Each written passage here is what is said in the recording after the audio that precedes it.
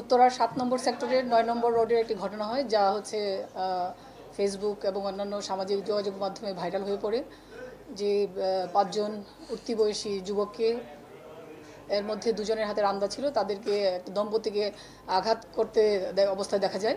তো সেই ঘটনার সঙ্গে সঙ্গেই হচ্ছে আমাদের পুলিশের একটি টিম ঘটনাস্থলে উপস্থিত হয় এবং রেসপন্স করে। সেখানে অফিসার ইনচার্জ নিজেও কিছুক্ষণ পরে উপস্থিত হন।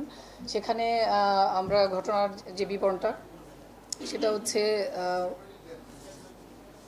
মেহবুল হাসান এবং পরবর্তীকালে যে মামলাটা হয় সেই মামলার বাদী নাসরিন আক্তার ইপ্তি, ওনারা বাড়ি ফিরছিলেন একটা রিক্সা যোগে।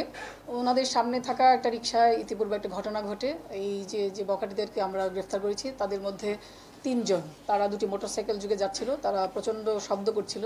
সেই শব্দ করে যখন তারা যাচ্ছিল, এর ঘটনার প্রতিবাদ করেন আরেকজন রিক্সা আরোহী, এবং তিনি তাকে রিক্সা থেকে নামিয়ে তাদের সঙ্গে যখন তর্কাতর্কি হচ্ছিল, তখন হচ্ছে এই দম্পতি সেই রিক্সা যাত্রীকে সাহায্য করার জন্য তারা এসে দাঁড়ান এবং বলেন যে কেন তারা রাস্তায় এই ধরনের ঘটনা ঘটাচ্ছে। এটা প্রতিবাদ করলে সেই যে উঠতি বয়সী যুবক ৩ জন, তারা হচ্ছে তাদের হাতে থাকা যে রামদা, সেগুলো দিয়ে হচ্ছে তাদেরকে ভয় দেখানোর চেষ্টা করে।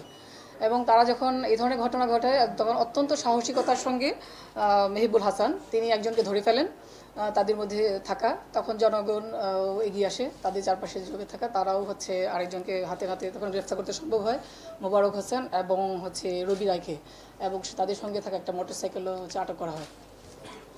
সেই যখন তাদেরকে আটক করা হয়, এই অবস্থায় তারা হচ্ছে তাদের একজন হচ্ছে ফোন করে আরও তাদের ২ সহযোগীকে ঘটনাস্থলে ডেকে নিয়ে আসে, এবং হচ্ছে ঘটনাটা যখন ভিন্ন খাতে মোড় নেয়, তখন হচ্ছে তাদের আটকের ফলে এই বাকিরা হচ্ছে পালিয়ে যায়।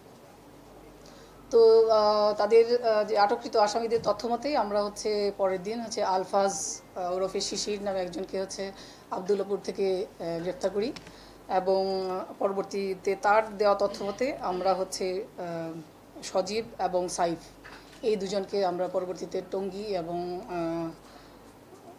টঙ্গীর মাজারবস্তি এলাকা থেকে হচ্ছে তাদেরকে আমরা গ্রেফতার করি।